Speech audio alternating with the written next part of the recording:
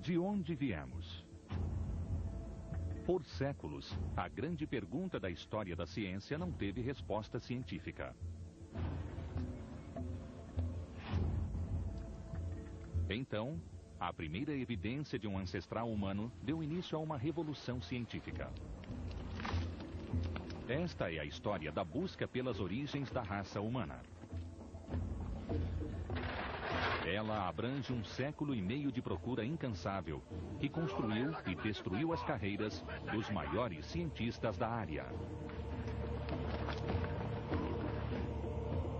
Para uns poucos afortunados, uma descoberta daria um vislumbre do mundo desconhecido dos nossos ancestrais.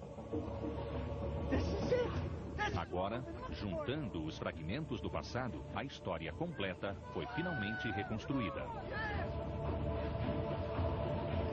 Abrangendo 300.000 gerações, cerca de 3 milhões de anos, é a história do nosso progresso, do macaco ao homem.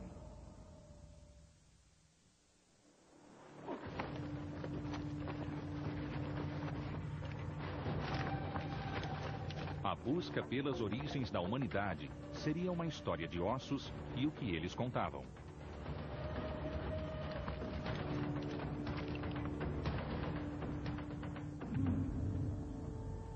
O primeiro capítulo dessa história começaria aqui, 40.000 anos mais tarde. Na entrada desta caverna,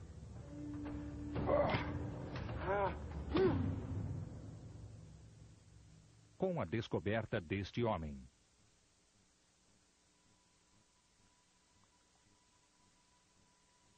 O ano era 1856 e a caverna ficava no Vale Neander, na Alemanha.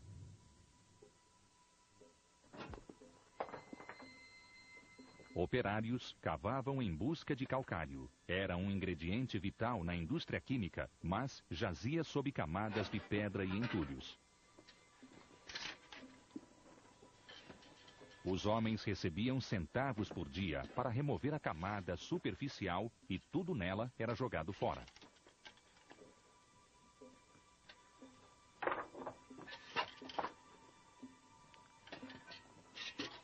Então, o mapá atingiu algo que não soou como pedra.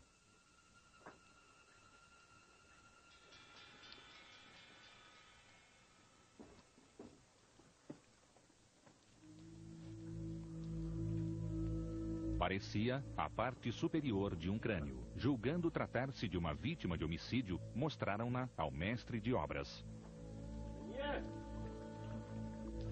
Você hat was gefunden? Ja. Was ist denn das? Ele já tinha visto esse tipo de coisa antes, e então deu-lhe o mesmo destino que os outros pedaços de ossos encontrados. Ser triturado junto com as pedras.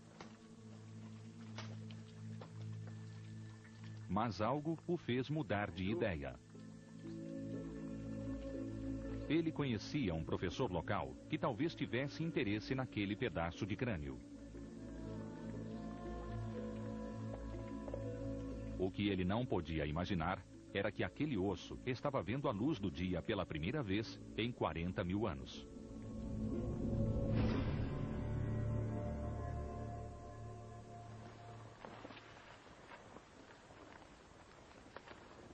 Europa Ocidental, 400 séculos antes de Cristo, quando o proprietário original do crânio era um ser vivente.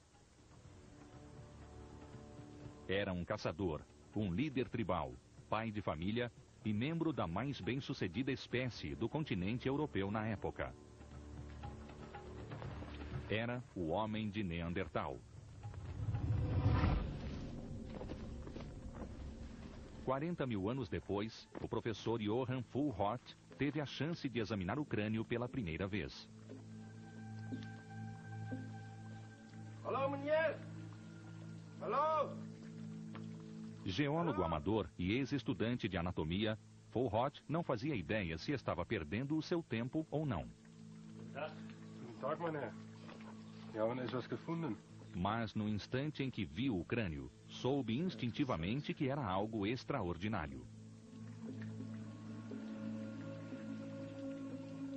Parecia fossilizado, o que lhe dava milênios de idade e claramente não era de um animal. Mas tampouco era de um ser humano contemporâneo normal.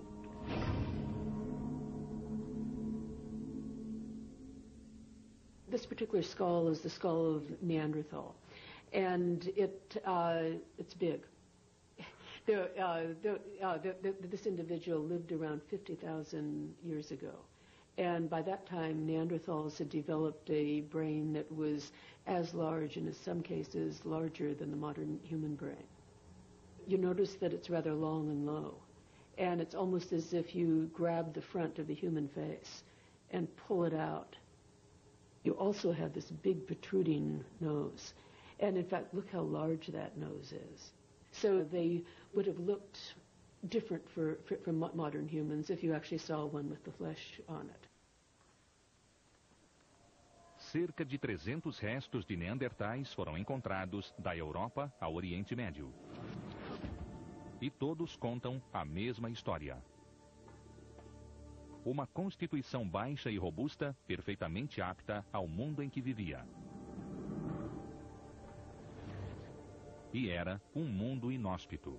A Europa encontrava-se nas etapas iniciais da Grande Era Glacial. Em alguns séculos, esta terra estaria coberta por uma geleira de meio quilômetro de espessura. At this time, the climate was fluctuating quite extremely.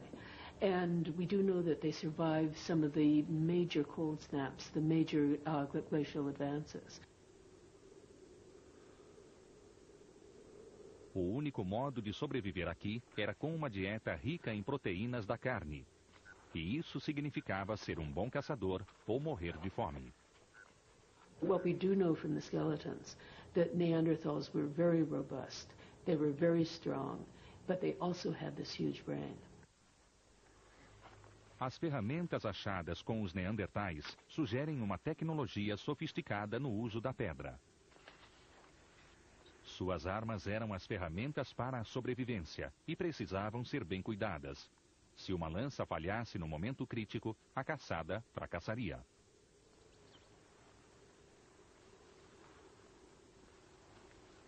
Os machos neandertais parecem ter mantido grupos familiares vagos de até 12 membros. Mas esta viagem já durava 3 dias e cobrira 16 quilômetros sem nenhum sinal de caça.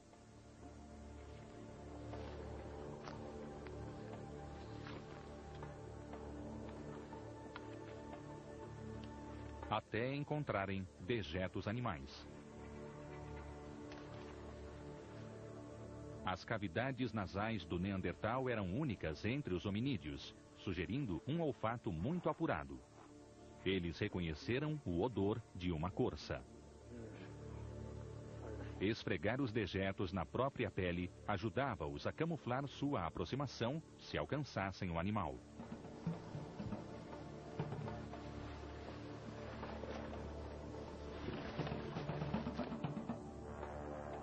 A área percorrida em busca de caça expandira-se nos últimos meses. O número de corças vinha caindo drasticamente e os caçadores não sabiam por quê. Eles tampouco sabiam que tinham concorrentes, os quais um dia os levariam à extinção.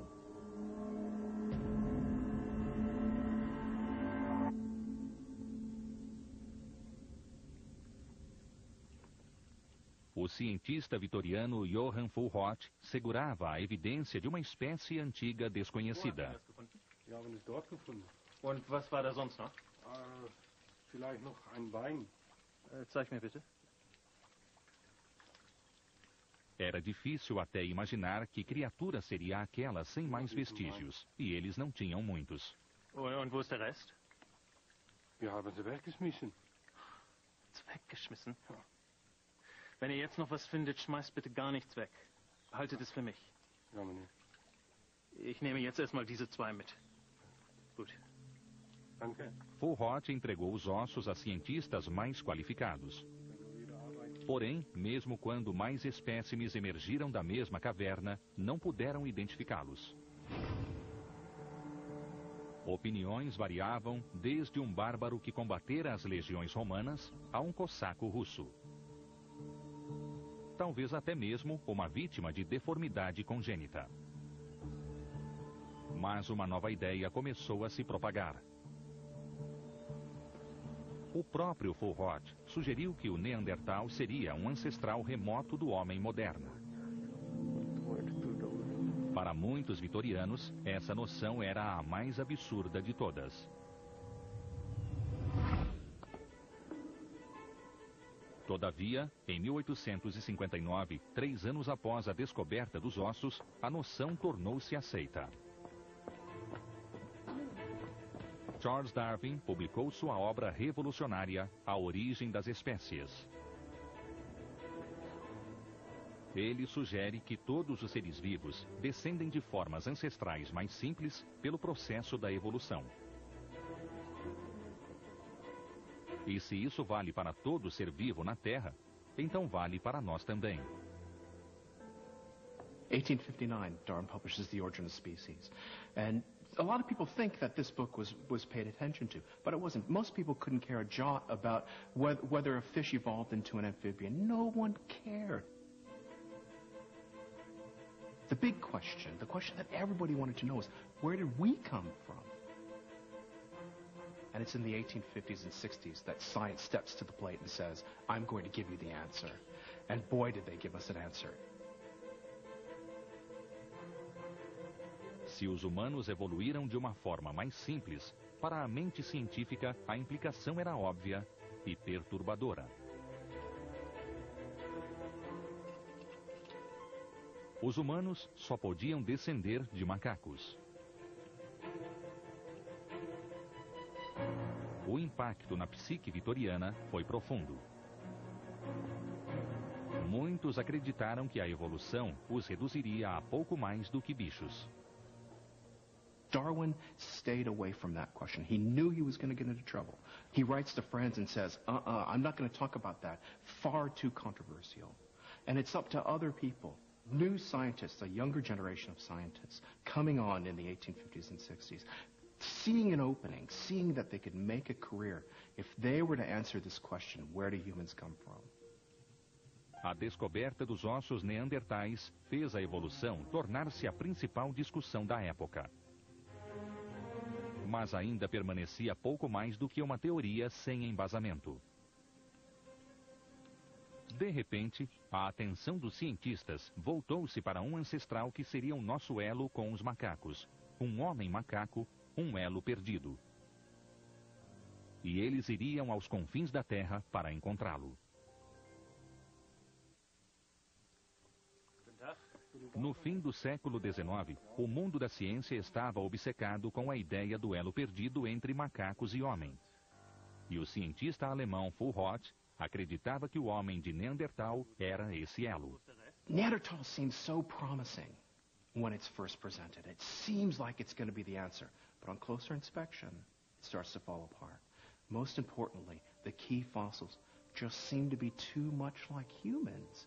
Neanderthal, at best, is a man with some ape qualities.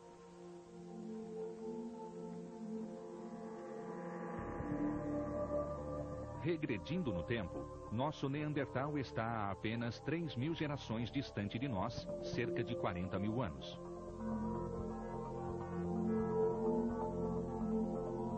Encontrar um elo perdido significa retroceder ainda mais no tempo, até algo mais primata.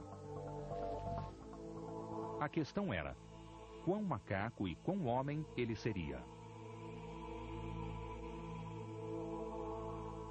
I think the idea of a missing link came from a very simple view of evolution, and it's not surprising it was simple because, of course, these ideas were in their infancy. But people had this idea of fixed types. There were humans and there were apes. And an evolutionary transition between those two types would somehow combine the features of both types. There was no real conception that evolution could operate over vast periods of time, and there could be complex mixtures of characteristics. So people were looking for something essentially that would be halfway between a living human and a living ape. Mas onde encontrar a evidência? Na década de 1880, acreditava-se que seria onde macacos e homens primitivos coabitaram.